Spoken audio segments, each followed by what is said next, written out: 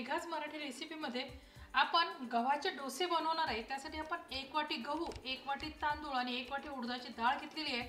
ही मी सकाळी भिजवणार आहे आणि आपण संध्याकाळी मिक्सरवर बारीक करणार आहे। म्हणजे आपण 7 ते 8 तास ही भिजवणार आहे आणि नंतर वाटून घेणार आहे।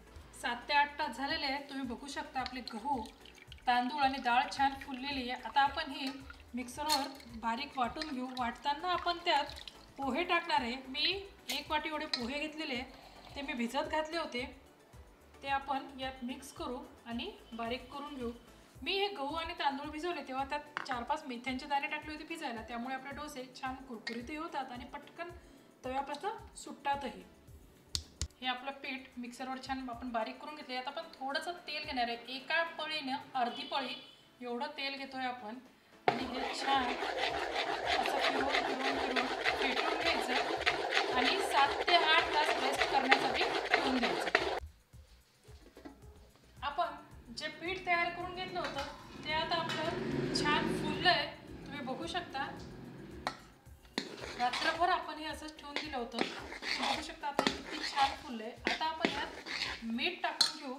चवीनुसार आपण यात मीठ ॲड करायचं आणि आपण डोश्याचा तवा ठेवलेला आहे तापायसाठी, त्याच्यावर आपण याचे छान डोसे करून घेऊ।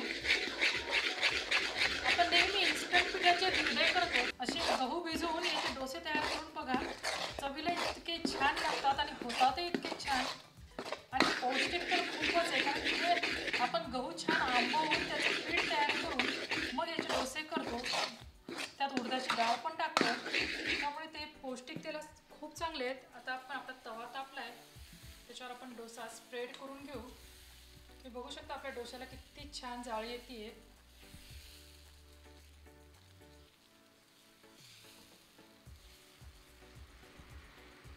मला आपण कडेनं तेल टाकून घेऊ आणि डोसा छान खरपूस भाजून घेऊ। पण हा डोसा आता पलटवून घेऊ। हा गव्हाचा असल्यामुळे आपण याला दोन्हीकडनं छान पलटून भाजून घ्यायचा, म्हणजे आपला डोसा चवीलाही छान लागतो आणि तो शिजतो विशेष म्हणजे, कारण की तांदूळाचा कसा पटकन शिजला जातो, पण गव्हाला आपण दोन्हीकडनं छान भाजून घेतला की तो खाण्यासाठी असं थोडा कच्चाही राहणार नाही आणि छानही लागेल। आता आपण हा काढून घेऊ। तुम्ही बघू शकता किती छान कुरकुरीत असा आपला डोसा झाला आहे आणि आपण आणखी याच्यावर डोसा करून घेऊ।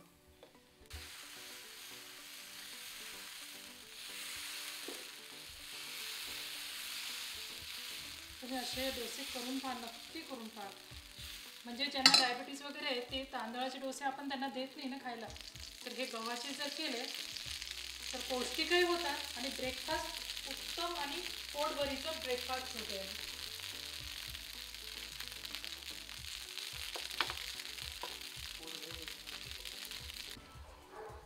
हाही छान पलटून घेऊ। तुम्ही बघू शकता आपले डोसे किती छान होत आहेत आणि हा डोसा आपण डिशमध्ये काढू आणि आपण चटणीची तयारी करू।